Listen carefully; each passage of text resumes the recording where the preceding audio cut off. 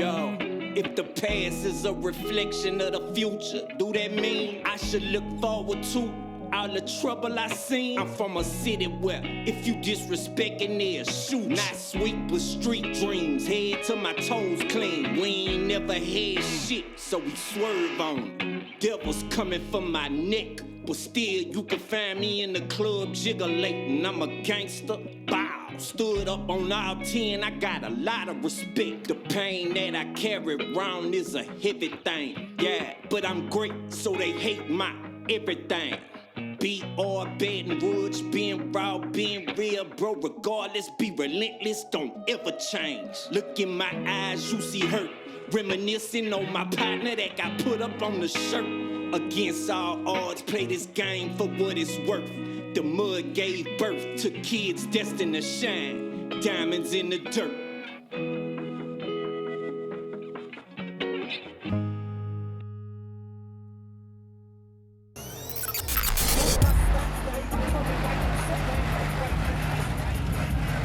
Baton Rouge always had like a fascination with cutlasses and Monte Carlos, Regals. This was what everybody wanted to ride in.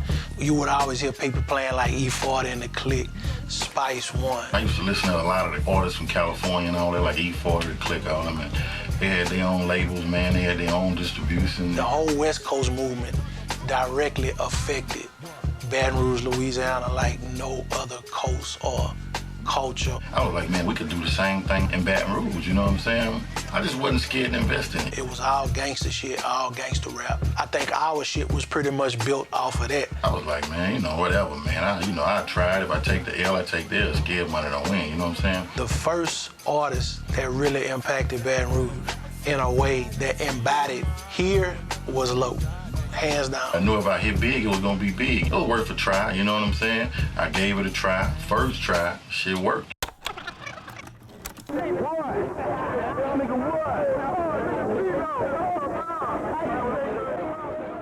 I know they got rappers before Loc, but Loc came and did the shit on a level to where we knew that that was like the Baton Rouge hero. That nigga was kicking gangster shit, and that nigga was putting on for us. Me and Young Bleed went to middle school together. You know, he always did rap. We was about 11, 12 years old since like Kenilworth Middle. But I was like, I wanted to be a DJ. I had Jazzy Jeff, Fresh Prince, you know. At one time, he was the DJ and I was the rapper, you know what I'm saying? But when I started my label, we had kind of lost touch pretty much. Later in life, we kind of separated paths. That's why I didn't even give it thought to start it with Young Bleed. I started with Lead Time because that was more so who I was associating with at the time. We'll come back to terms later in life when he put out the C-Loc record album. Once I became a rapper, me and Young Bleed started back associating. I let him know what I had going on. I had a partner named Jay Vaughn. Me and him was like best friends, you know what I'm saying? And by me just, you know, being all about the rap shit, he eventually started writing, and we eventually formed a group called Laylo. Dudes be rapping. We was doing that for it was cool. We was 14 years old. That's why we the sickest. I was by some of my older cousins, and I had spit some shit for them and fucked them up. You know what I'm saying? They was like, damn. Well, we got a partner that we know that rap was Young Bleed. He met Young Bleed through Max. You know, he had mutual friends and relatives that stayed in the same area as Young Bleed. I write raps at school, come home and just call that nigga, be blowing his fucking phone up like, man, check this shit out. We always converse over the phone, freestyling over the phone. It was a lot of freestyle ciphers and sessions. By the time we got to high school, me and Vaughn, that's when we met Happy Perez, the producer. So one day we had lunch, being on the table rapping and shit, you know, he was like, man, look, I got a little keyboard and shit at home, I be making beats. We went to his house one day, and you know, the nigga had a little bit of Casio keyboard about this big, but the shit the nigga was making on this was like, it blew our mind. From Young Bleed, it went to, since you're doing the label thing, Loc, man, I have some youngsters, man, need to hear. Bleed was telling Loc, man, I got these little young niggas, man, they raw. That was Max Minelli and Jay Vaughn. The group was called Laylo. They got a producer, that nigga raw. When they introduced me to him, it was Happy Perez, you know what I'm saying? And that was the birth of the camp. That's how the camp started. If I got booked in New York right now, and somebody told me that it was only one song that I could play and it would represent Baton Rouge, I would have to say MC Nero. Got a lot of respect. My first time experiencing Baton Rouge rap was when I heard Got a Lot of Respect. You put a Nero song in right now, club gonna go crazy. Anywhere, any club, if you play Got a Lot of Respect, the whole club gon' jump. That MC Nero song, man, it meant so much to so many people. If you could live in that time and see what that song did to a crowd. I can play that anywhere. And old and young get stupid behind that song. That song is about 2 minutes long. It wasn't really like the super duper professionally mixed and mastered, but that shit goes off. I could just vividly remember right now DJ Al putting a needle on that record and just hitting that record. Get with the Real dick, kicking live in the 90s, all fools up on the check. You don't even hear me though. They thought me stop, but look up with the flow, let me flow. Who are talking about? A fool named Nero. You know what I'm saying? But they wasn't hearing it at first. So I'm outside one day and this guy's walking down the street. And my brother was out there and another couple of friends was out there. And he was saying that he was a rapper. Well, they told him that I do music. So I spoke to the guy, I'm like, so you rap, right? He said, yeah. I said, well, I have some equipment in my room. So what you call yourself? And he said, Nero. He had a big giant studio. Shantae had a big giant. This was way back in the 80s, like, 90, 80, 88, 89, something like that. So we went back in the room and we just started making stuff. It was crude. I didn't have a lot of equipment, didn't have a microphone. I mean, he actually rapped his first song through a pair of headphones. I used to have a few dollars on me. I had to pay him, of course, everybody, to do things, get paid. Nero was a unique type of individual. Nero took go-go and house music and mixed it together and was able to make the club rock, you know what I'm saying? And that was pretty hard, especially when everybody was looking for the gangster style rap. On the style that I was rapping, he could switch it up too. It's kind of like a different style. I'm the style ShotYa, Emperor. I be the emperor, I be that fooler. For all you hater, best of the cooler. Shut them down, let loose rounders. Styles I found fool, I'm a clowner. I saw you froze up when I came closer. Fool, we soldiers strike like a cobra. Mess with the foreigner, call the coroner. I'm like Rambo, the one-man warrior. Down south, what me be about, boy? Keep my name, boy, about your mouth, boy. I do talent shows with Nero, and just to see that, that line between that, he's somewhere that we not, you know what I mean? He a guy that's respected throughout the city, and that's a rap. It ain't New York, it ain't California, but it's kind of his own thing down here. Nero ended up putting us on every show and letting us open up for him. And we weren't sure, we're like, what is he getting out of it? You know what I mean? But that was just the type of dude that he was. And he really opened doors for us. To the man who let us start doing shows in Baton Rouge back in '94, Mr. Got a Lot of Respect, MC Nero.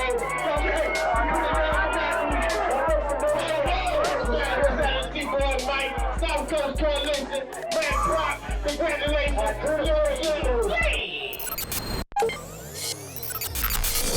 After everything hit the fan with Priority, I had a bad taste in my mouth about the music industry at that point because that was my first label and that was my first fumble. So I decided that, man, I need to start over again. So I was like, okay, well, we need some new artists. We need to build a new roster. That's when the Boosie round 2, Camp Life Entertainment, second round started. Everybody knew that I could rap around the neighborhood, you know what I'm saying? Kind of like the best rapper around the neighborhood. Frog used to always come mess with me and make me rap. One day him and C-Loc pull up on me and when I got my tablet, I jumped straight in the car and just started rapping, riding around Baton Rouge. We had to go and ask his mama and his grandmother could we take him with her to put him in the studio. And we took him to the Yo, and he ripped that bitch down there. I used to talk to his mom a lot, man. She used to talk to me about stuff he had to went through, he was going through, man, and she really wanted the best for him. We done been through some shit. So, nigga, you remember? Like, yeah. I just really knew he had something special, man, and I knew he was gonna be something huge if he could just survive those teenage years. That's like the most dangerous years for a boy in the hood. I always had a hustler's ambition. I always thought bigger than a lot of people. I always wanted more. I knew if I could just get him away from the streets, I had an income without the streets. That was my whole thing. All my artists, I try to rush and hurry and get them to the point where they can feed themselves. Boosie never really did no free show because his first shows, he was with, you know, the little bit of dude with Loc. He was getting money on his first show. And that was just showing you what type of CEO Loc was, because Loc was taking care of his people all the time. I wanted to be that person for him that changed his life and got him away from the streets. So as we worked on Boosie project, some stuff happened one night or whatever, and I ended up going back to prison. Loc went to jail, I went to jail. So he was just fending for himself, you know? And I always think about that. We took that little boy out of school. You know what I'm saying? To chase that dream, chase our dream. We had worked hard, got back to the formula, put a new team together, man, you know, and the money was right there on the table, man, and ended up going back to prison. Me and Loc put that boy in that water, man. We put that boy in the jungle, bro.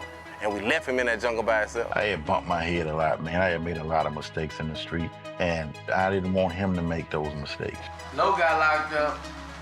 I ain't know if I'd make it or not, but I knew I could rap. Even though I was incarcerated, it was Lil Boosie's first record, man. I had promised him, man, I was gonna put him out, you know what I'm saying? I was gonna make all this happen for him. Max Minelli was the only person out there who got Boosie in the studio, got that record put together, and got it put out. I respect Lil Boosie and Max Minelli so much to the fullest because they ain't never stopped.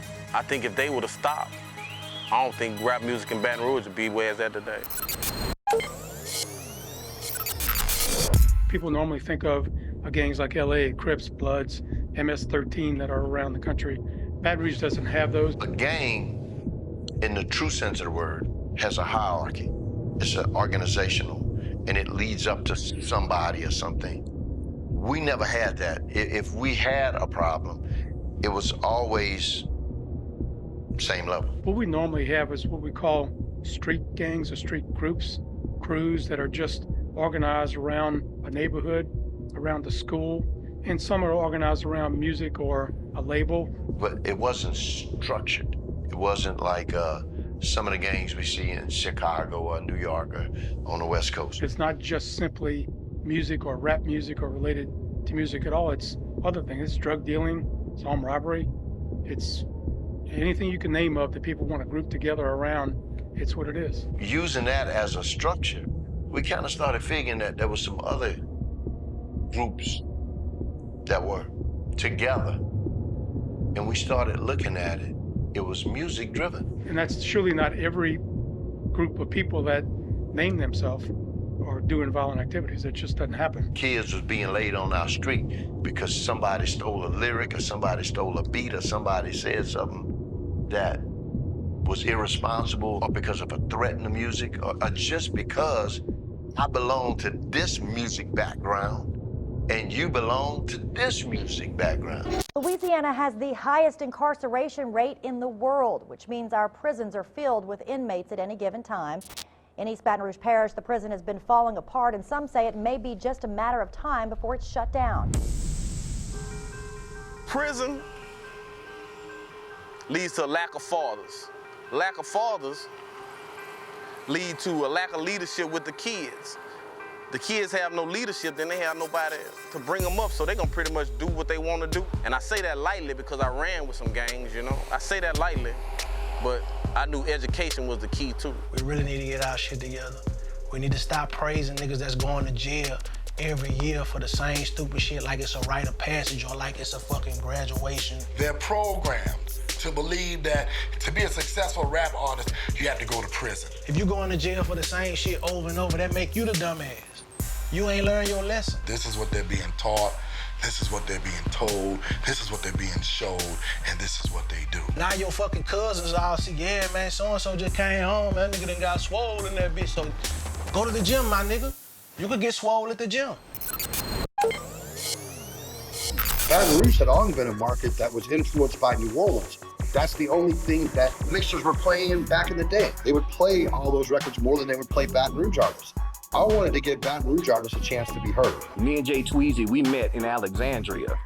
and we became best friends. Incredible and I had been in college together and worked at KBCE, and back then, brothers were barely making minimum wage in radio. We came up together and we just said, man, one day we're gonna do some big shit.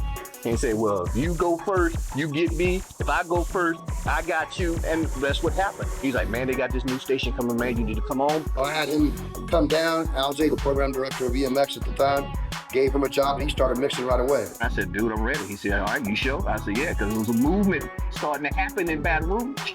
When I came here, there were DJs that were doing things. DJ Marquise, he was one of the first cats I heard mix on the radio. They used to just put me up against DJs, and I had to handle mine. They just wanted to see how I held myself. I always got compared to this dude named DJ Noir. The best DJ in Baton Rouge is DJ New Orleans.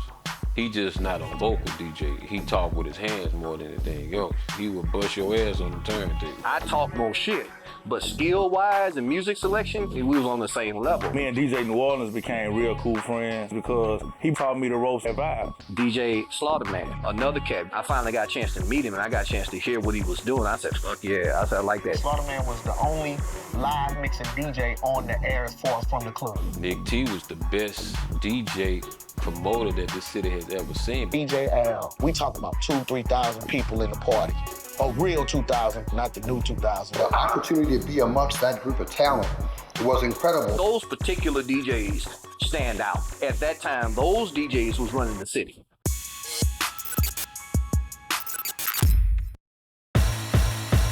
And there you have it. Bone in it, not sworn in it. See how I came through the fire, I was thrown in it. Sitting on the throne with it. Shit, I crawled out the gutter with the crown and I came back home with it. By any means, my dreams was to be legendary, to survive. That soldier mentality necessary. Peep the vibes. How you real when you do fake shit? Mine on my money, my body in a snake pit. Cold hearts. Look at the odds that we go against. Jigga City, give me a head rush. It be so intense. Every day a tragedy. So much hurt when I die. Spell out my name with diamonds in the dirt. I want to get like a history of how you started, like what your, background and shit was. You got no question list? Yeah, I got a question, man. Oh. So you just want me to introduce myself? Introduce yourself. All right.